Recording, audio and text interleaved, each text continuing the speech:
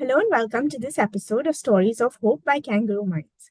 I'm Vedika and today we have with us Ruchi Shah Jhaveri. Ruchi is a trained counselor, a registered dance movement therapist, and a certified clinical trauma professional.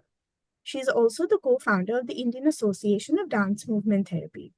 Over the years, Ruchi has worked with a wide range of demographics in a variety of clinical settings. Ruchi provides dance movement therapy and counseling to students with special needs at the SPJ Sadhana School in Mumbai.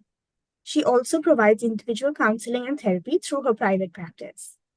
Ruchi is the founder of the Rhythm Project, which is an effort to foster resilience in children who have experienced severe trauma. At the core of all of Ruchi's work is her belief that within all individuals is an inherent resilience. And as a mental health advocate, Ruchi is also very open to sharing her own journey with her mental health.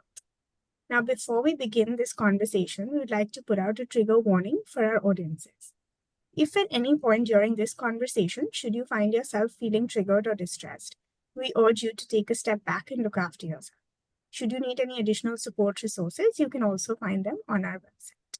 And now, without taking much time, let's hear more from Ruchi. Ruchi, welcome to the episode. It's so great to have you with us today. Thank you, Vedika. Thank you for having me and inviting me to talk about mental health. Ruchi, you've been like a very passionate advocate for mental health, and you've also shared a lot of your story online, and you've written about it, you've spoken about it. So, for our audiences who are not familiar with, what your journey has been, can you tell us a little bit about, your journey with your mental health and, how that sort of influenced the work that you're doing? Sure. I think the biggest thing that I've come to realize or that I've experienced is that I like many people out there, have had like phases or bouts of anxiety, potentially, feeling low, feeling depressed, feeling panicky about things. And these are not recent, these are things that I have experienced from a very young age. There are multiple reasons for it that I have been able to identify through my own personal work in therapy myself, and also through being in a program to train to become a therapist, right? A big part about becoming a therapist is being able to understand your own body mind. Because once you are able to do that, only once you're able to do that are you going to be able to empathize with clients who are experiencing similar things or non-similar things otherwise. Um, so I think, yeah, over the years, I have experienced anxiety. I've experienced some phases have been much higher. Some phases of anxiety have been slightly more manageable. But yeah, there has been mental health challenges for me in the past, sometimes even in the future. Different things in my life, sometimes more sort of immediate triggers have triggered it. And sometimes it has just, like for many people, sometimes it just comes out of the blue. And there isn't necessarily a very like fixed reason why you see it in the moment. And so that's sort of been my process and journey with my mental health. Right. So, as you spoke about, mental health sort of being on a continuum and how Yeah. things, kind of come and go. So, as part of your journey, I mean, what have been some highs and lows that, you've experienced through this process? I think the lows are I think experiences in my life where I have had those really uh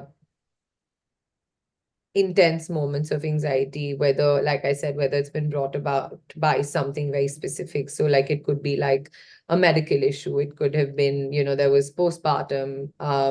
It was an overwhelming phase, obviously, for me. Um, I had experienced a lot of anxiety when I was much younger. Sometimes when I'd been through like big changes in my life, I have had those kind of lows. Highs, I would say, is just, yeah, the rest of the time has been a high or a sort of neutral in that sense. Um, but like you said, you use the word continuum, and I feel like something we all do need to remember is that mental health, like physical health, is on a continuum.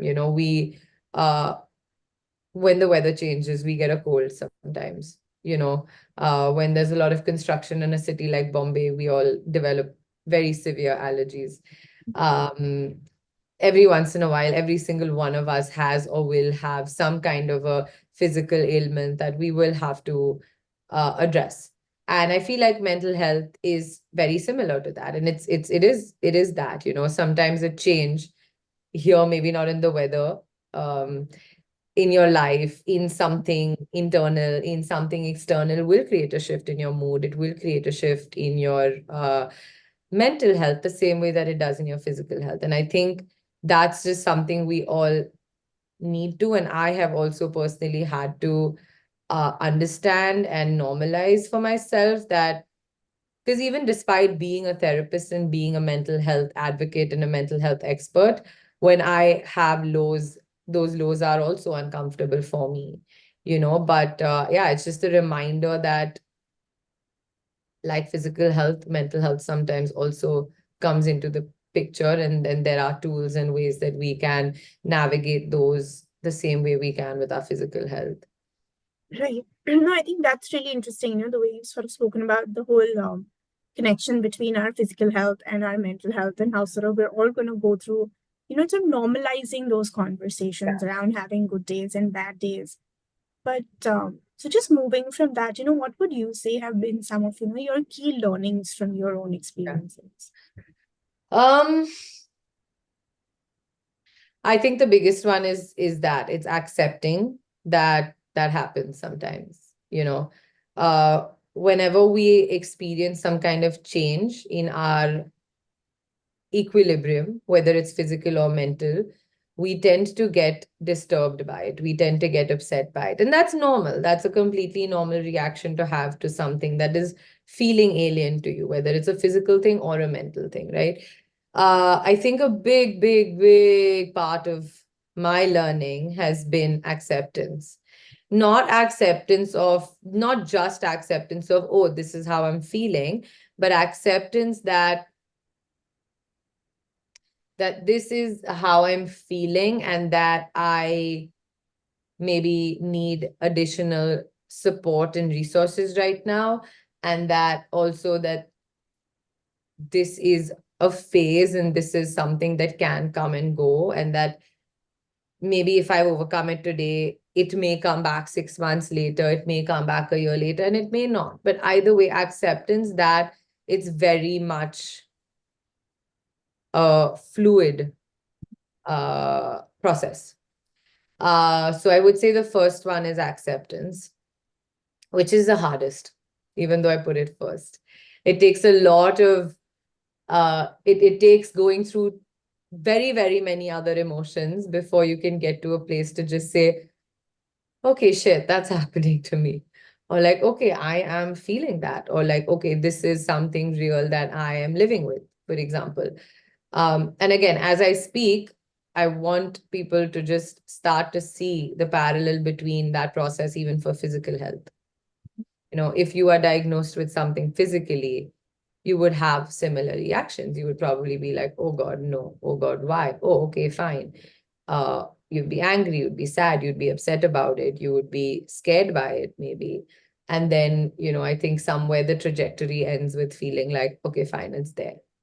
And honestly, when you hit that acceptance is when the true shift happens for you. And it's when the true um healing, if we were to call it, happens for you, because then you start opening up yourself to the help you need. Then you start opening up yourself to um just being kinder to yourself, you know. Other than that, like if you are asking about learnings, then obviously there are all the different tools and different Mhm. things that you can do for your mental health. Um, Therapy obviously being a big one that I advocate, and that I, not just because I'm a therapist, but because I, like I shared, have been in therapy myself for many years, sometimes more consistently, sometimes more on and off. Um, Social support systems are really, really important also, whether it's friends or family or um co-workers or community in any way that you lean on, that you reach out to, that you talk about this stuff. Often people don't talk about it because of the stigma, or because of, oh no, why is this happening to me? Or like, oh, this shouldn't be happening to me or something. Um, so I think, yeah, just reaching out for that social support, talking to people about it. It also normalizes it, for yourself. Like sometimes it feels like such a big, gray, heavy cloud that when you just say, yeah, this is what I'm feeling, it very, very gradually, but very powerfully just becomes like this smaller cloud that you can then just like hold.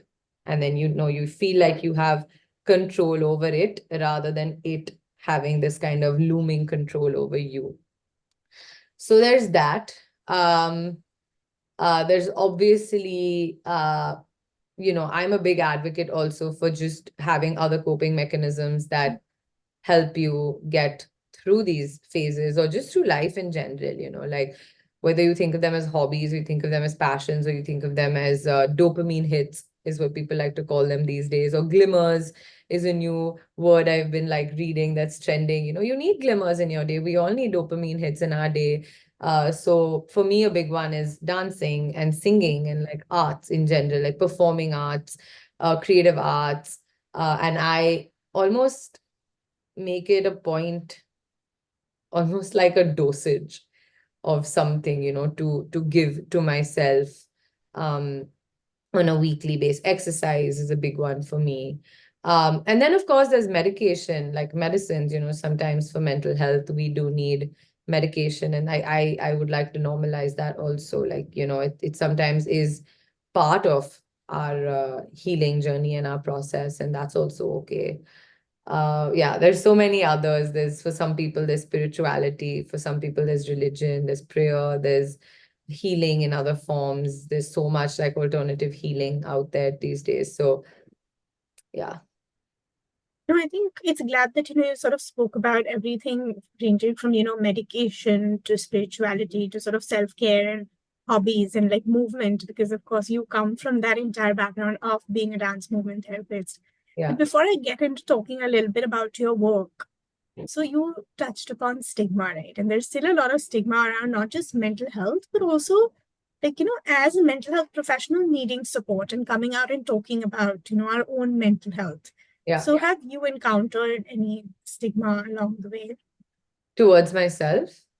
Yeah, I mean, towards yourself, towards you, sort of coming out and sharing your story and, just being open about having struggles yourself. Because somewhere I think we hold mental health professionals on this pedestal that as if like, mental health professionals can't struggle. Yeah, that's not true. That's not true at all.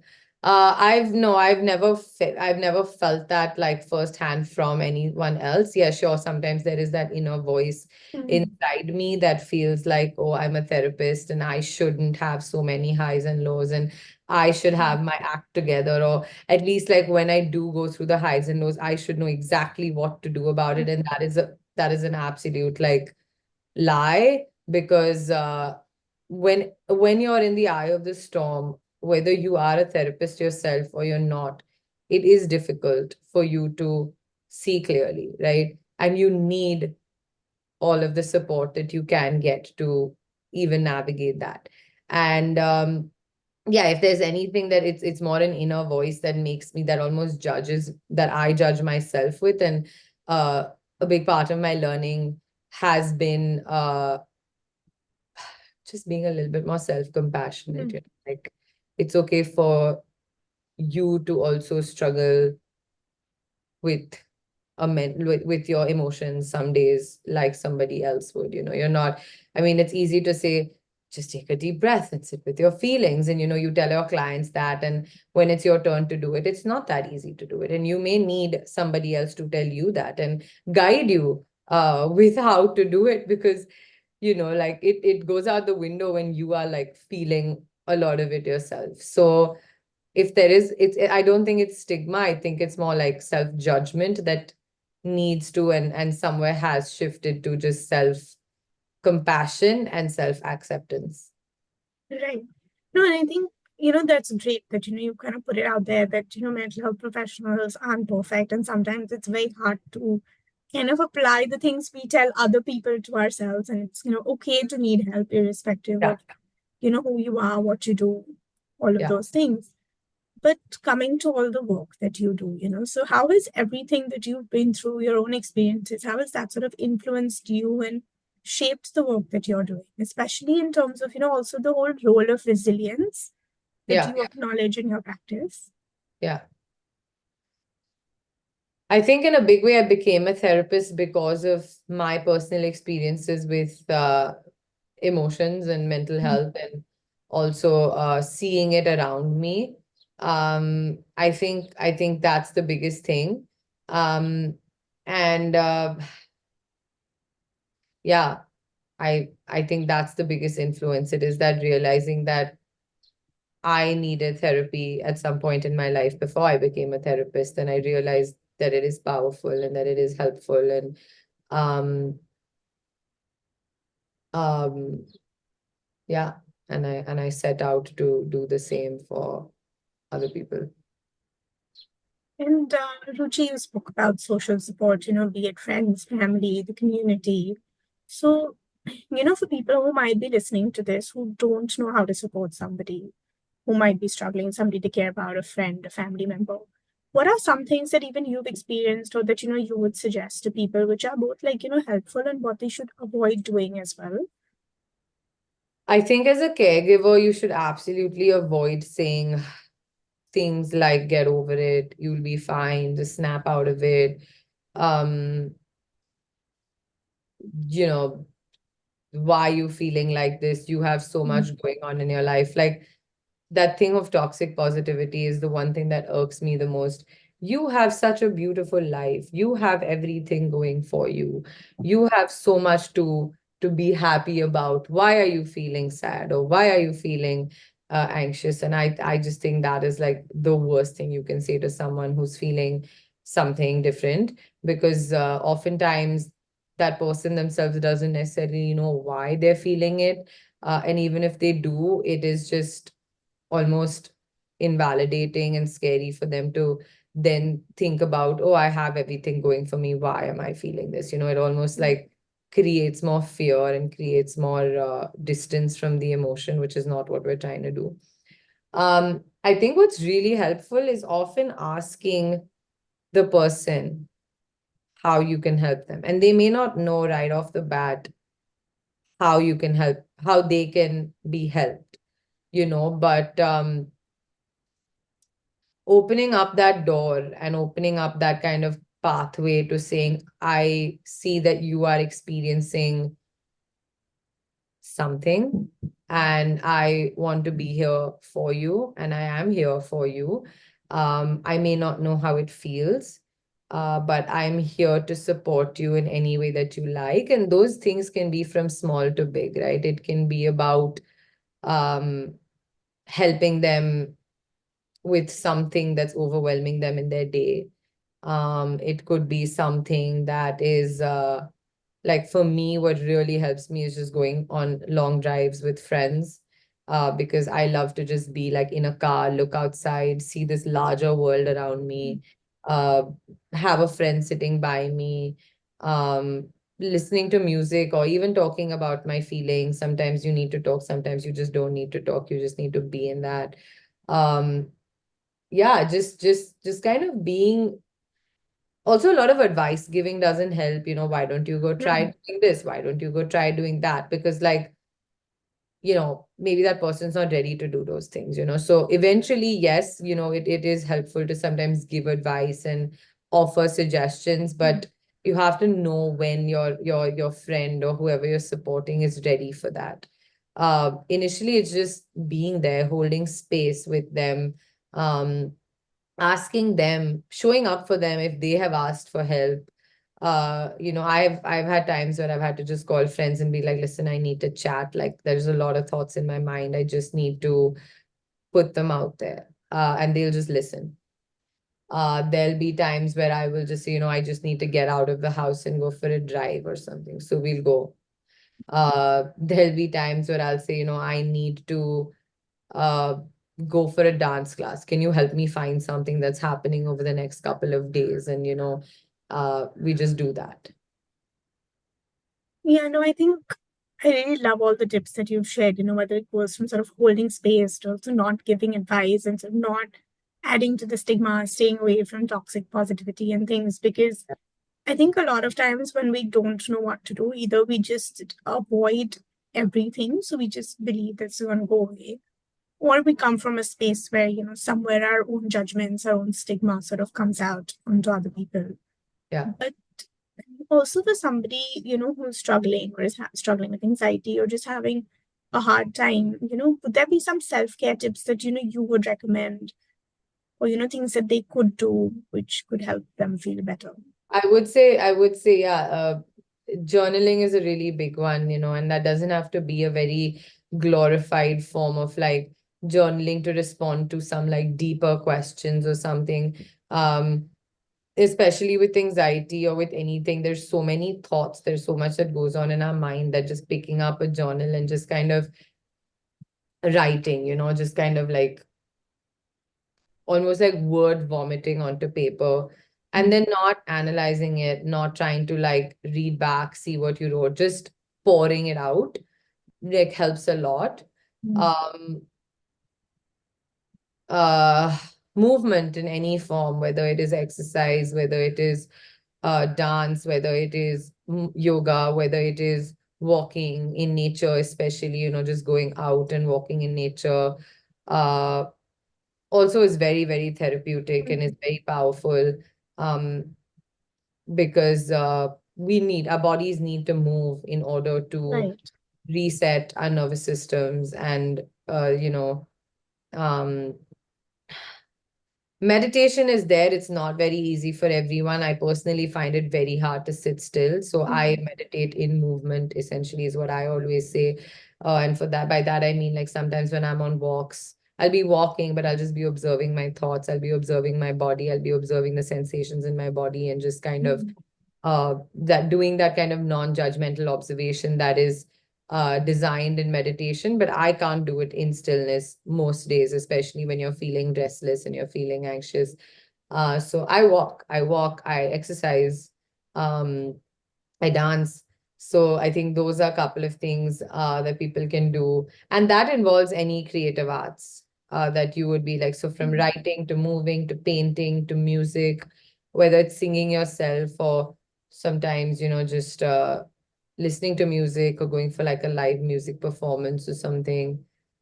Self-care, self-care, self-care. Yeah, these are some big ones for me.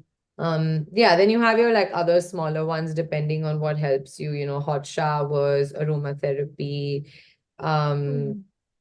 spending time with like pets or babies or kids if they don't overwhelm you, because sometimes kids and babies and pets can also overwhelm you because they require a lot from you.